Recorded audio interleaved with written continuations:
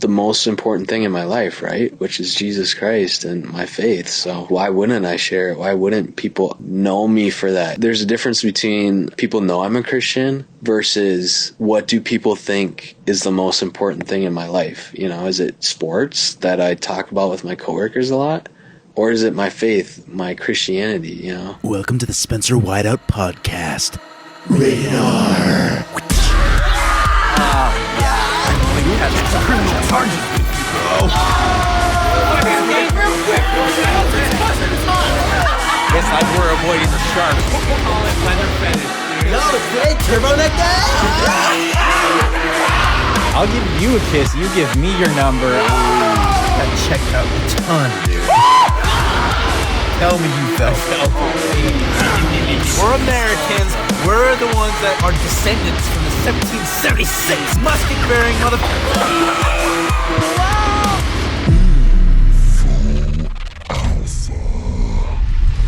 Welcome back to the Spencer Whiteout Podcast. This is episode number 34. This is a special bonus episode in which I share an audio message Tim Gravley left me. Tim has been a guest on the podcast before, episodes 7 and 19. Those are excellent comedy shows, so if you need a laugh, go ahead and check those out. But a little context for today's episode. Tim and I always send lengthy audio messages back and forth. I happen to be really encouraged by his latest audio message, and I know you will be as well. I asked Tim, and he gave me permission to post. So in this episode, Tim reviews the last few Spencer Whiteout podcast episodes, and he gives his perspective on faith, forgiveness, and film. Let's dive in. Inserting exclusive audio recording from the vault. Bros. I ended up just driving home. I talked with Mandy over FaceTime and walked around a little bit, and I was like, it's freezing. So I just blasted the heat and started driving, but we made it home. I'm going to eat something after I talk to you. Yeah, bro, that was an awesome episode. I really enjoyed that. You were so right. The band member one was good, you know, with the multiple members. I forgot their names and even their band name, but I ended up listening to one of their songs too. It was the one that was kind of like not a parody, but, you know, just kind of humorous and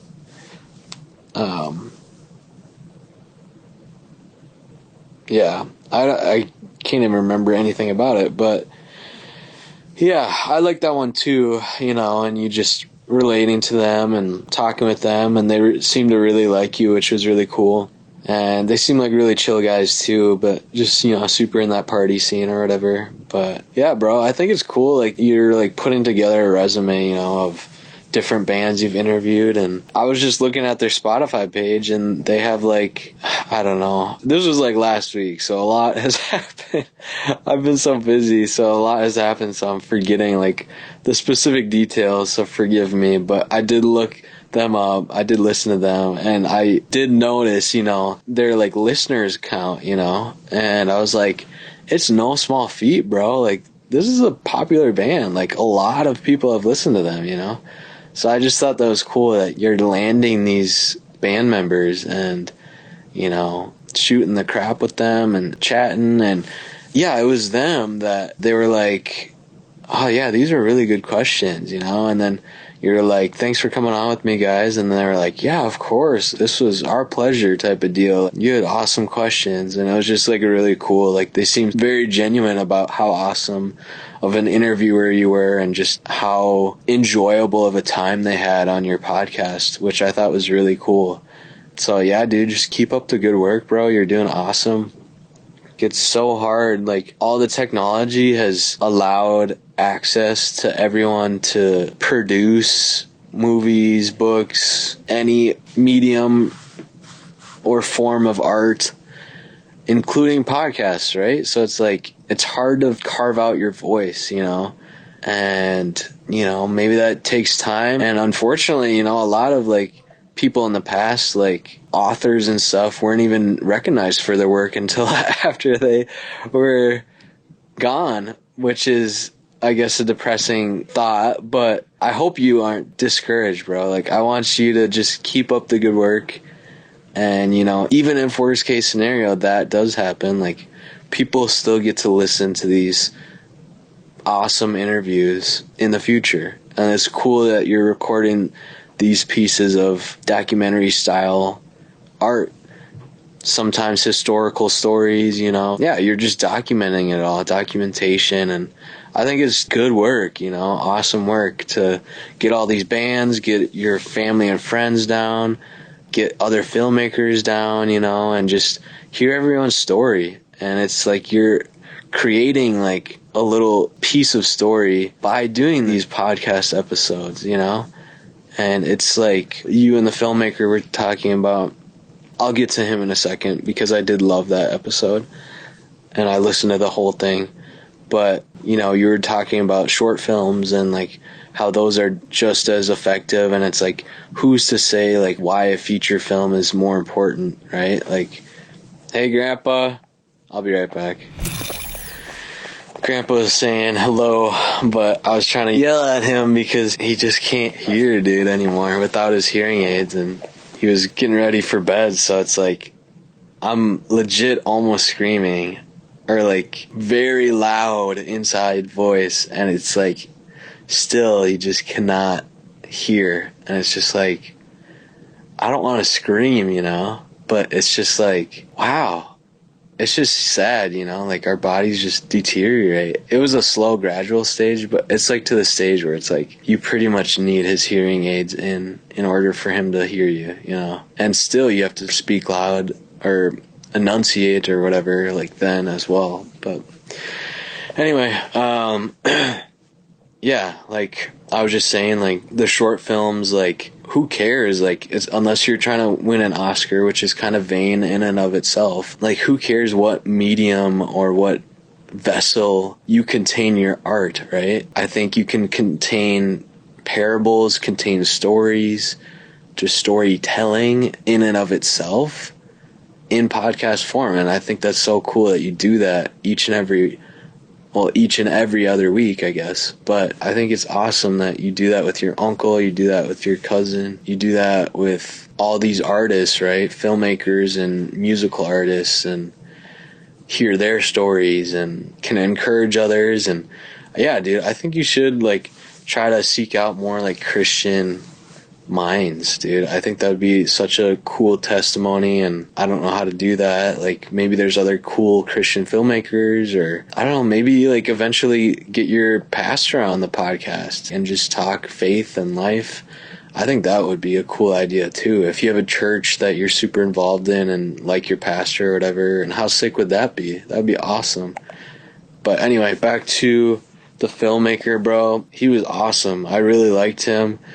Really liked hearing his vantage point, and it was really interesting because everything he explained about his experience with Sony and just kind of like the film industry, I've felt, you know, I felt that exact same thing just with my time at Biola and the film program, and then, you know, like my internship, and then also just like volunteering at a film festival. I saw it probably a lot there of just like the cutthroat culture and just how pathetic it was, you know, and how like cold some people were. And I didn't really want any part of that, you know, and I had heard stories about that, and, you know, and I had like a failed like gig internship thing, and that didn't feel good either. You know, I was trying for these guys, and, you know, they said they were going to pay, and then they never paid. And then, not that I did much work for them, but they weren't too happy with what I was doing for them, but it was still just very kind of pathetic. And I was like, I don't like working with people like that, you know? And I even tried to reconcile with them or whatever, and they just never responded. And it's like, okay, like, I'm not even worth a response. Like, that's my value in their eyes. Like, okay, like, you know, and then you get super bitter, and it's like, I don't know, I've had to forgive that dude like multiple times, like throughout the last couple years, you know. Not like I don't think about him every day, but, you know, like now that I bring him up, it's like, yeah, like that kind of pissed me off, you know, like that whole situation. And I don't think about it. I don't get angry every time I think about it, but, you know, it's like that definitely annoyed me for sure. And, you know, I probably think about it like, I don't know, once every 6 months or something. It's not like a huge deal. And, you know, I'm fairly quick to be like, all right, Jesus, help me let this go, or just forgive him or move on, you know. It's not like I'm bitter to the very end, but I think you and I both have had that, right? Like where it's just like, man, this person wronged me and I can forgive them, but I might have to do it again. And it's like one of those things too where it's like you can forgive them, but it's not like you need to be best friends with that person either. Anyway, there's been a couple of people like that, but yeah, you just do your best to forgive and move on, and when it does come up, it's like, all right, just hand it right back over to Jesus and get going. So I thought that was really interesting of his journey, all that being said. His journey with it, right? Experiencing Sony and just him getting burned out from all that. And, you know, the fact that he found that it was the same in other industries. And I think that's something that I have slowly realized as well. Like, it's not always greener on the other side, the grass. And, you know, like, am I regretful that I didn't try filmmaking more? No. I'm happy with that decision for sure. But there's issues with all the industries, like especially the ones that are, sorry if you hear that, that's my front door alarm thing, or code thing that locks the door for us. My dad must be messing with it. But anyway, I forgot what I was saying. Bummer.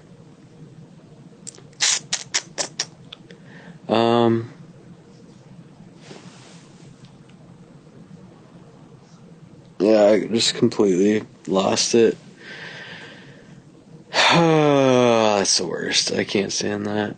Oh yeah, I was just gonna say, like, you know, any industry, any company that doesn't have Christ in their values, in their, you know, morals, like, obviously is flawed, you know, and they might be stealing morals, stealing values from the Bible, from our faith, and from God himself. But if your aim and desire is to make money rather than to honor and glorify Jesus, these businesses, these companies, like, obviously they're not going to be perfect, and they're going to have issues. They're going to be toxic. They're going to have toxic people, right? Unless it's like truly aimed to glorify God, and you have a culture of loving, kind Christians who are serving and following Jesus Christ. But that's just not the case for a lot of companies. So he's totally spot on with that. And, like, yeah, other companies, other businesses, other career fields are like that. So I've definitely learned that over the years too. But yeah, I don't know, it's just cool to see that he kind of regained his passion for film, and he escaped Sony when he needed to, and he gleaned all the information and knowledge he could from it and took it with him, you know, and he's like, I've learned all I can learn from here, and I need to get out for my own sanity, you know. And I just like his perspective, and that he's a bit older than us, you know, and he's been there, done that. And now he's, you know, living his life on YouTube and doing some short films. And I liked his philosophy with short films as well. I have two things I can remember left. But, A, you name dropping the sermon that I told you to watch was so baller and so awesome, dude. I just thought it was so cool. And I don't know, I just felt really oddly appreciative. I remember you saying, like, yeah, I'll definitely watch it, bro. And then I don't remember you saying anything about that one. That one in particular, I think, was the most recent one I told you to. And I don't remember you saying, like, yeah, bro, this was really good. So it was just kind of a surprise and really cool, like, when you guys did start talking about your faiths. And you were like, you know, I just listened to this sermon, and, you know, who's serving whom. And it's like, yeah, dude, like, and I thought that was just really cool. And I just love when you talk faith on your podcast, right? And, like, I don't know. It was awesome, dude. And I listened to it, like, on the way to work and on the way home from work. And I'm trying to be more Christ-like and more bold at work with the most important thing in my life, right? Which is Jesus Christ and my faith. So why wouldn't I share it? Why wouldn't people know me for that? You know, it's like there's a difference between people know I'm a Christian, versus what do people think is the most important thing in my life? You know, is it sports that I talk about with my coworkers a lot? Or is it my faith, my Christianity, you know? And that kind of convicted me, like, because he phrased it like that. One of my youth pastor, you know, as a youth leader, it was one of his sermons recently. And I was just like, wow, like, that's a deep thought. And I don't know, it was convicting because it was like, they might think that Christianity is like a secondary thing in my life, or even tertiary, right? Like, what do people around me, what do the non-Christians in your life think is the most important thing in your life? And it was just convicting. But anyway, I just like when you talk about it, and that was cool that, you know, he was honest with it as well. And he was like, you know what, I've taken my faith a lot more seriously, and just talking about what it's like as a filmmaker, and I'll just do my films first and then God will come later, you know? And then he just realized, like, how much worse that mindset was, and how much better it is to flip it and prioritize his time with God and his faith, and how that inspires him to be a better husband, father, filmmaker, you know? And it's so true, right? Like, we can only love well when we are loving Christ well, you know? And so, yeah, Grandpa's back. I'll talk to you in a bit. Third and final one. All right. Sorry to break these up like that, but I don't think they would have been able to be recorded all in one go anyway. But yeah, lots of voice memo ramblings, but hopefully you enjoy them and just hearing out my thoughts. But was I saying something in the last one? I'm trying to remember. Before Grandpa walked out. Yeah, I think just like, you know, that God comes first is what it boils down to. And he did a really good job of eloquently saying that, and, you know, like how you can love better when you put God first. Yeah, it's so true, right? And he's a better filmmaker because of it. He is inspired to do a better job, you know, and really put some good messages out there, which kind of leads into the last point I'll share is just, I thought it was so interesting him talking about the horror genre that he does. And, you know, when he first name dropped that, like, much earlier in the podcast, I was like, interesting, you know, like, how serious is this guy about his faith, you know? And I kind of felt that way about, like, an ex-Biola director, Scott Derrickson. And, you know, he kind of does weird horror movies as well. And it's just like, I don't know how seriously he takes his faith. He just dabbles in it, and it doesn't seem like he cares all that much. And I don't know, he did claim to still be a Christian, and he co-wrote with an atheist, and it's like, I don't know, it was just kind of strange to me, I guess.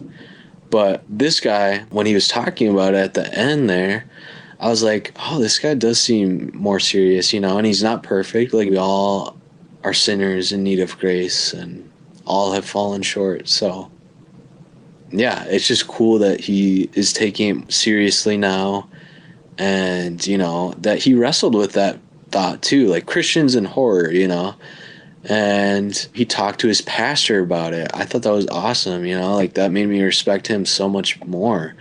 And I was like, wow, that's really interesting.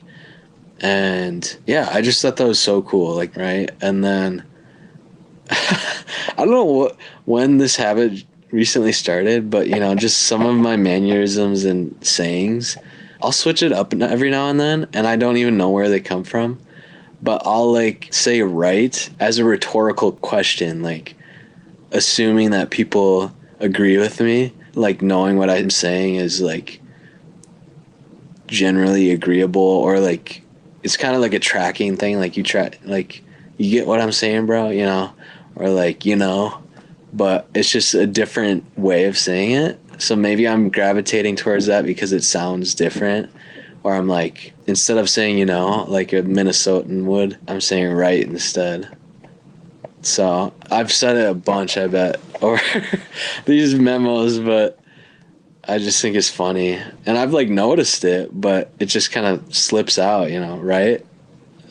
That was definitely intentional, but Anyway, yeah, the horror conversation was really interesting. And then obviously he brought up biblical parables as Jesus shared, and just some of the biblical stories that are horror genre based or just horrific, right? Like there it is again. But just some gruesome details in the Bible and implications too, right? And the Bible is very clear that there is a hell. Like Jesus is very clear that there is a hell. And that alone is horrific. That is horror for sure. And I think people should be grasping the ideas of horror more from that. Like, come to Jesus before it's too late, you know? So, yeah, I do agree with that. Like, he is love. That is who he is. Righteous, holy, just, good, loving. But he does that through his son Jesus by sending him and taking all the sins that we've committed to save us from what becomes of us if we don't repent. And that alone is the scariest horror story of all time, you know. And my dad said that multiple times, like, Hollywood cannot depict how gruesome hell will be, you know. It'll be way worse than anyone can imagine. And I believe that too. So yeah, I don't know. You know, I remembered one other thing I'll say. This is getting to be another long one. But anyway, yeah, horror specifically, like, I just don't think it's good for my mind. And I used to, like, let anything into my mind and watch anything. But then I was like, I just don't think it's good for me, you know? And there's a lot of stuff, like, obviously morally, sexually, we should just be avoiding. Like, that leads into the other thing, actually. I loved what he said about that. And I literally just talked about this with my friend a couple weeks ago. And we were talking about art and talking about film, and specifically Oppenheimer. And I told him, you know, like, how much it bothered me with the nudity and the sex scenes. And then he was like, well, it was well done. It was, like, a good messaging, you know. And I was like, the message that adultery, sexual immorality is wrong, that's a good thing. But, like, the depiction of it is not, you know. Like, you do not need to show this beautiful naked woman on screen for millions of other males to fall victim to that, to be trapped by that. And then he agreed, my friend did. And he was like, yeah, you're totally right. And then the message, adultery is bad, is a good thing, and it was in that film. But the depiction of it, or this is probably where I'm messing up the paraphrase, but the depiction of it was not good, you know. I'm forgetting his name, but, you know, the guy you had on nailed it. Like, he said pretty much exactly that. He was like, I don't need to show a sex scene to have the messaging that adultery is bad, you know. And I was like, yes, spot on. I totally agree. And that I'm firmly in that camp. I'm in the camp right now where it's like, there's no good purpose to have a sex scene in a movie or anything else. I truly believe it's a sacred act reserved for a man and woman in marriage for only those two to experience. That should not be shared. That should be confined in their own marriage. You know, and even if it's acting, even if it's whatever, like, it's not helpful to anyone else who watches it. You're just only going to make people stumble. And sexual morality is a huge deal. It is. And, you know, I've taken it more seriously this current year, you know, and obviously hope you're doing well with it too. And I know it's been a struggle for us, you know, most of our lives, but it's worth fighting for. Purity and morality, and it's not okay, you know. It's not good to watch other people do it. Like, you're just hurting yourself. That's truly what it is. Like, and obviously sinning against our Lord and Savior and our God, but, you know, you're hurting yourself. You're hurting your future marriage. You're hurting your, you know, you're doing that instead of looking for another woman, you know, essentially, is one way to boil it down. But anyway, long spiel. That was really cool. He said that. I really liked that. Anywho, I'll let you go here. Enjoy my long voice memos. Very quickly, I'm doing well. Thanks for asking. How are you? Would love to hear from you. I'll have some time this weekend, like during the day and stuff, if you wanted to chat.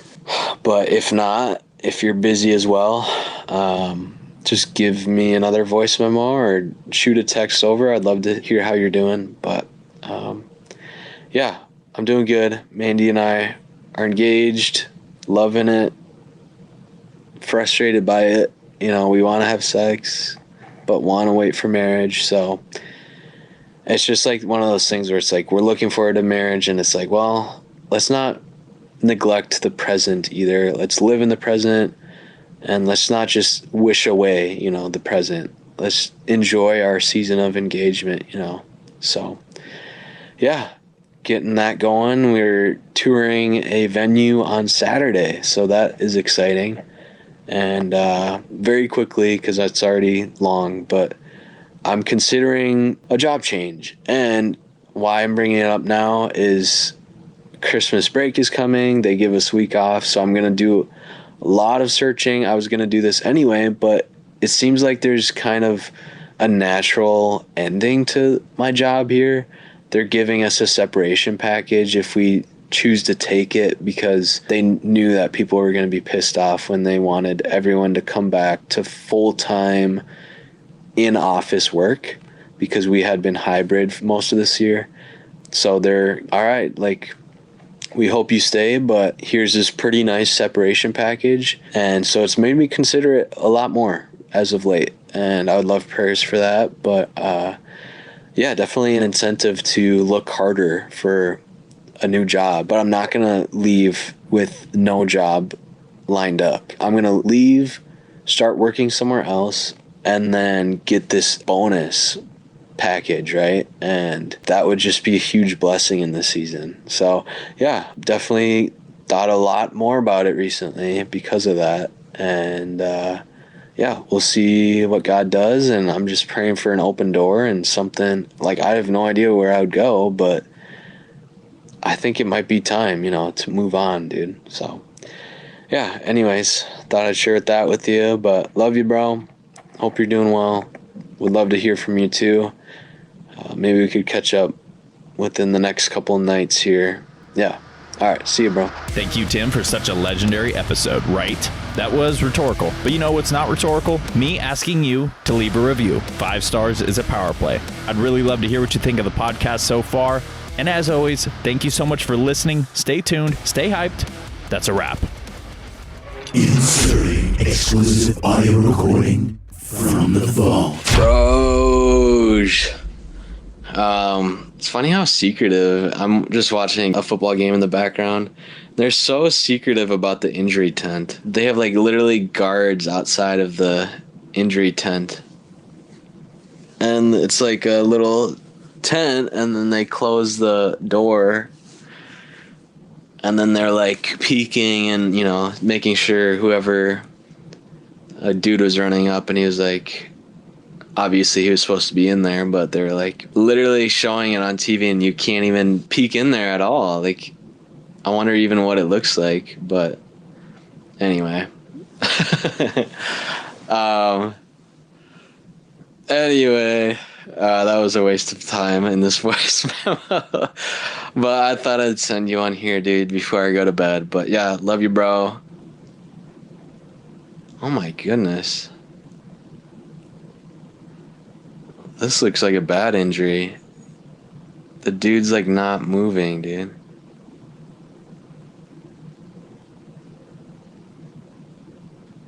Oh my goodness. It's the Bills again. They had the guy with the heart attack on the field last year. What in the world is going on, dude? I hope he's okay. It's a brutal sport. It really is. They get paid a lot, but it's like, man, is it worth it if something like that could happen, you know? I don't know. Anyway, yeah,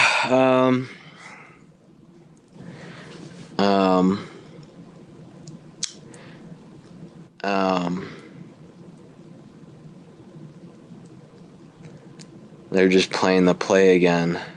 I don't know where it went wrong. What happened? It didn't even look bad, really. Like, during the play, it just kind of was like...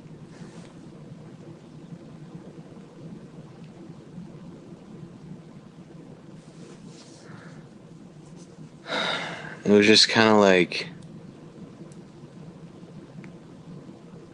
a normal play, and then he just didn't get up, and like he wasn't moving like at all. That's crazy.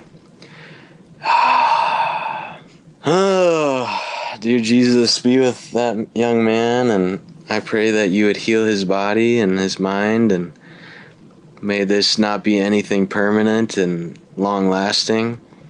And Lord, I pray that his testimony would be able to bring people to Jesus, just like Damar Hamlin and all those other close calls, scary life or death moments, and even obviously outside of football as well. God, may this draw people closer to you, Lord Jesus. And Lord, I hope and pray that he knows you already, but if he doesn't, may he not mess with that anymore. May he dedicate his life to you after this. In your name, Jesus. Yeah, so I don't know, that sucks. But anywho. And that's it.